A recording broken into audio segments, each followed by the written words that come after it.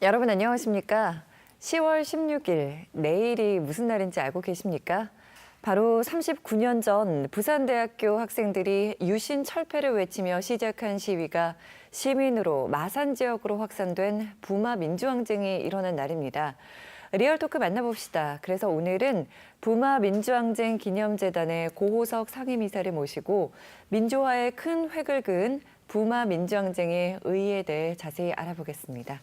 안녕하십니까? 안녕하세요. 네, 부마 민주항쟁 기념재단이 설립됐다고 들었는데요. 네. 어떻게 잘 진행되고 있습니까? 네, 지난 8월 22일에 부산시청에서 창립대회를 해서 여러 가지 절차상 어려움도 있고 하긴 하지만 많은 분들이 도와주셔서 무난히 잘 진행되고 있습니다. 지금은 사무실도 얻어서 모든 필요한 일들을 차근차근 하고 있습니다. 네, 부마 민주항쟁 하면은 민주화에 있어서 꼭 기억해야 할 사건인데 사실 젊은 세대들은 모르는 경우가 굉장히 많거든요. 그렇죠. 부마 민주항쟁이 어떤 일인지부터 좀 소개를 부탁드리겠습니다. 부마 민주항쟁은 1979년 10월에 부산대학교에서 처음 시작해서 일반 시민으로까지 번져나갔던 시민항쟁이었고 그것이 10월 18일부터는 마산에까지 번져가서 20일까지 아주 큰 대규모 시민항쟁으로 전개되었던 사건입니다. 이 사건은 외형적으로는 닷새 만에 끝이 나긴 했지만 그 시위를 직접 가까이에서 와서 보았던 중앙정보부장 김재규 씨가 그 사건을 보고 유신체제가 이제 국민들의 마음을 떠났구나 생각하고 가서 10월 26일 날 박정희 대통령을 시해하는 사건으로 이어지게 되죠. 네. 그래서 실질적으로 군부 독재 정권이었던 유신체제가 무너지는 데 결정적 역할을 한 그런 역사적인 사건이다 이렇게 말씀드릴 수 있습니다. 네, 지금 굉장히 세세하게 기억을 하고 계시는데 이사장님은 그때 당시에 뭘 하고 계셨나요? 네, 저는 그때 부산대학교 4학년 학생이었어요. 졸업반이었는데 네. 졸업반이었기 때문에 아주 선봉에 서거나 이러진 않았지만 시위가 일어난다는 소식을 듣고 그 도서관 앞으로 갔고요. 거기서 시위에 참여해서 같이 시가지까지 시위를 같이 했죠. 그리고 그 때문에 계엄사 합동수사본부에 끌려가서 한 일주일 고초를 겪기도 했고요. 네. 근데 그 조사를 받아보니까 이 사람들이 유신체제라는 게 이미 국민들의 마음을 떠났음에도 불구하고 자기들은 그게 정당한 체제라는 것을 선전하기 위해서 네. 이걸 사건을 조작을 하려고 했어요. 이게 북한의 간첩이 내려와서 뒤에서 배후 조종했기 때문에 네. 시민들이 이렇게 들고 일어날 수 있은 거다. 그래서 조직표를 아주 조작을 해서 있었는데 아마 박정희 대통령이 그 당시 사망하지 않았다면 저희들은 어떻게 됐을지 정말 알 수 없는 그런 상황이었다고 저는 봅니다. 그렇군요. 근데 이 부마 민주항쟁에 대해서 잘 모르는 분들 같은 경우에는 왜 부산대가 필두로 시작을 했을까? 이 부분을 좀 많이 궁금해 하실 것 같아요. 네. 왜 그런 건가요? 그 당시 70년대나 80년대 초중반까지만 하더라도 일반적으로 시위를 많이 하는 학교는 대부분 아주 명문대학으로 알려진 학교들이었습니다. 그런데 부산대학은 79년 기준으로 보면 한 5년, 4년 정도 동안 반정부 시위가 단 한 건도 없었어요. 그래서 학생들 내에서도 우리가 완전 유신대학이다 그런 자괴감을 가지고 있었고 일설에는 이화여대에서 호박, 그다음 가위 이런 걸 보내서 네. 너희들 잘라라 이런 식의 그런 얘기까지 있었다고 하는 소문이 파다하게 돌 만큼 꽤 그 자괴감을 많이 가지고 있었어요. 네. 그런데 이제 불을 어딘가에서 탁 주동하는 친구가 당겨주니까 네. 전부 다 그만큼 이제 유신체제도 매우 모순이 극대화되어 있기도 했지만 부산대학 학생들의 심리도 더 이상 참을 수 없다. 우리가 더 이상 참고 있으면 젊은이가 아니다. 이런 이제 분노 같은 것들이 많이 차 있었다. 이렇게 말씀드릴 수 있죠. 네. 어쨌든 문재인 의식이 있는 학생들의 주도로 부마 민주항쟁이 시작이 됐는데 시민들의 반응은 어땠는지 궁금해요. 그때 당시 시민들이 대학생들을 어떤 시각으로 봤었나요? 그러니까 대학생들도요. 막상 시위를 주동하는 학생이나 옆에서 그걸 도와주고 있는 학생들도 교내 시위조차도 그렇게 커질 거라고 생각을 안 했어요. 워낙 폭압적인 정치 체제인데다가 대통령에 대한 비판 한마디만 해도 잡혀 들어가서 고문당하고 징역 1년 살고 막 이러던 때였기 때문에 네네. 감히 학생들이 그렇게 확 달라붙을 거라고 미처 생각을 못 했거든요. 그리고 경찰들이, 사법경찰들이 학교 안에 많이 들어와 있었기 때문에 조기에 진압될 거다 이렇게 생각했어요. 그런데 삽시간에 학생들이 2,000명, 3,000명, 심지어 나중에 한 바퀴 돌고 난 뒤에 한 5,000명 이상까지 학생들이 붙으니까 그런 규모의 시위를 진압해 본 적이 없는 경찰들이 어떻게 할 수 없었고요. 저희들도 네. 매우 용기 백배했었죠. 근데 그래가지고 이제 정문으로는 경찰들이 계속 밀고 올라오니까 후문 쪽하고 옆에 사대부고 담장 쪽으로 치고 이제 시가지로 나갔는데 시민들도 그렇게까지 호응해 줄 거라고 생각지 않았거든요. 근데 뭐 연도에 서서 박수를 치는 건 물론이고 네. 조금 시간이 지나면서 이제 경찰들한테 쫓기니까 셔터 올려가지고 학생들 다 숨겨주고 셔터 내려버리고 버스 기사님들도 버스에 막 태워가지고 경찰이 차 세우라 그래도 세워주지도 않고 그냥 쭉 가서 안전한 곳에서 내려주시기도 하고 저녁 시간에 가니까 뭐 물, 뭐 김밥, 빵, 우유 이런 것들도 막 가져와서 주시기도 하고 가히 폭발적인 반응이었죠. 그만큼 이제 민심이 유신 정권을 떠나 있었다 이렇게 말씀드릴 수 있습니다. 네. 많은 분들이 이렇게 또 도와주셨는데 그만큼 시대가 엄혹했다는 네네. 의미이기도 할 수 있겠죠. 네. 그러니까 유신 체제는 뭐 박정희 정권은 그걸 한국적 민주주의 이렇게 얘기했습니다만 민주주의에 대해서 교과서에서 조금이라도 배운 사람이 본다면 그건 민주주의 체제가 아니에요. 그렇죠. 뭐 대통령을 그냥 자기들끼리 한 5,000명 되는 인들 한 5,000명 체육관에 모아놓고 4년마다 한 번씩 뽑고 뭐 찬성률이 99몇 % 이랬습니다. 그것만 그냥 반복하면 죽을 때까지 종신 대통령을 할 수 있는 거고 거기다가 이제 그 종신 대통령이 국회의원의 3분의 1을 임명을 하거든요. 유신정우회라고 하는 사람들 3분의 1을 임명하니까 뭐 지역구에서 뽑힌 사람까지 합치면 3분의 2 정도가 되니까 개헌까지도 자기 마음대로 할 수 있었어요. 그것보다 이제 더 무서운 건 긴급조치를 통해서 네. 유신 체제에 대해서 그리고 대통령에 대해서 단 한마디의 비판도 허용하지 않는 민주주의 국가가 그런 데가 어디 있습니까? 다양한 그렇죠. 의견이 표출되어야 되고 모든 것에 대해서 비판이 가능해야 되는데 비판 한마디만 하면 전부 잡혀 들어가는 그런 상황이었기 때문에 그것도 아주 혹독한 고문을 당하고 그러니까 이제 이게 뭐 정치적으로 민주주의가 아닌 것은 두말할 필요도 없고 그런 상황 속에서 노동자, 농민 이런 이제 기층 민중들은 아무런 기본적인 권력을 보장받을 수가 없었죠. 그러니까 그런 모든 민주적 기본 권리에서 다 배제되어 있고 생활도 아주 어려웠던 그런 노동자들이 이 학생들이 먼저 시작한 시위에 대거 가세할 수 있었던 것도 그런 체제상의 문제가 있었기 때문에 그랬습니다. 네.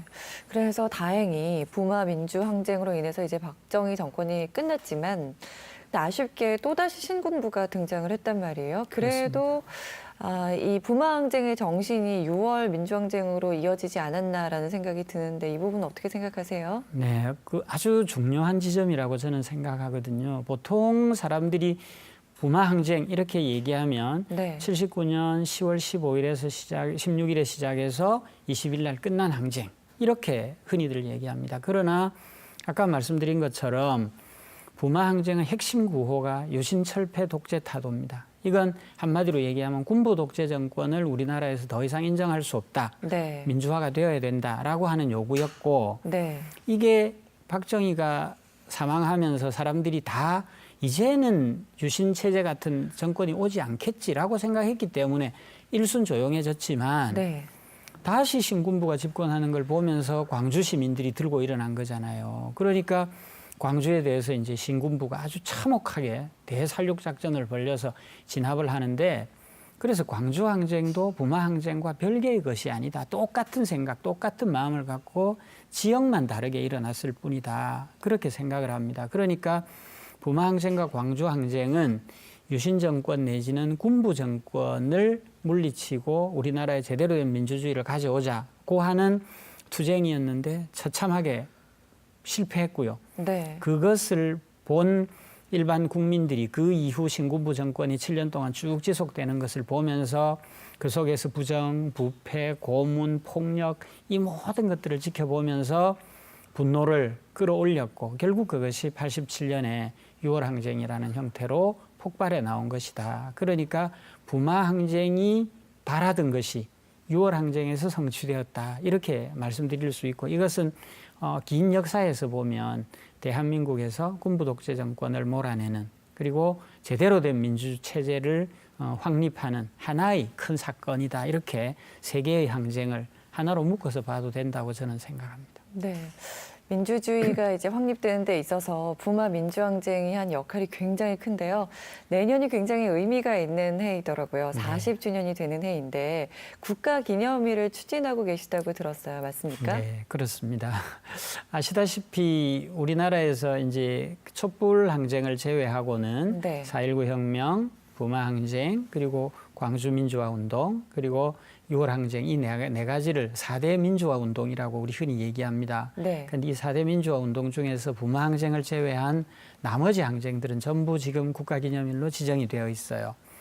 심지어는 4.19 혁명의 바로 전 단계라고 할 수 있는 대구의 2.28 사건, 그리고 마산의 3.15 이거 이런 것까지 다 국가기념일로 지정이 되어 있습니다. 그런데 유독 부마 항쟁만은 아직 국가기념일로 지정되어 있지 않고 그러다 네. 보니까 제대로 좀 기념 계승되지 못하고 있는 면이 있습니다. 그래서 이걸 국가기념일로 지정해서 정말 우리 대한민국 현대사의 부마 항쟁의 위상과 역할을 제대로 자리매김하고 기념하는 게 꼭 필요하다고 생각합니다. 네.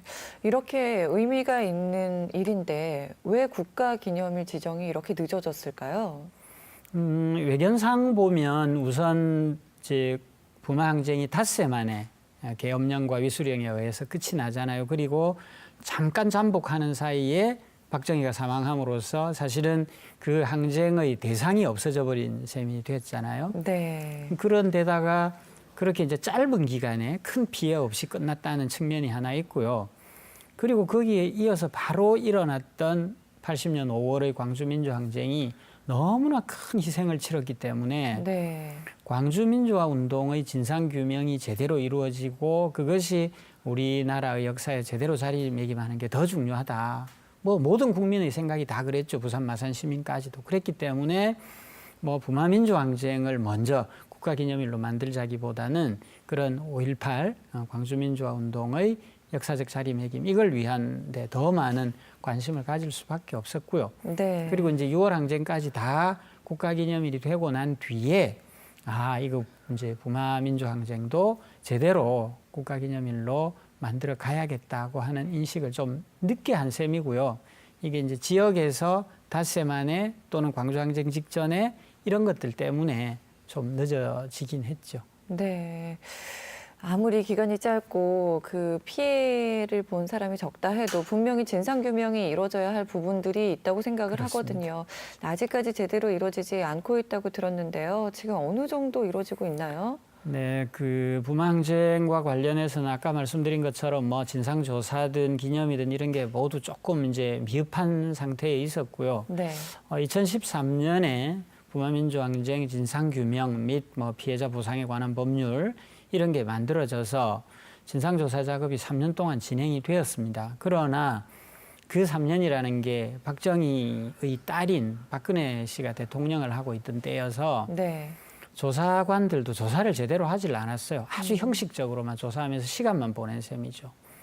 그래서 올 4월 달에 1차 이제 중간 보고서가 나왔는데 모든 곳에서 전부 이거 너무 부실 보고서다 안 된다. 그래서 새로 조사해야 된다고 요구를 했고요.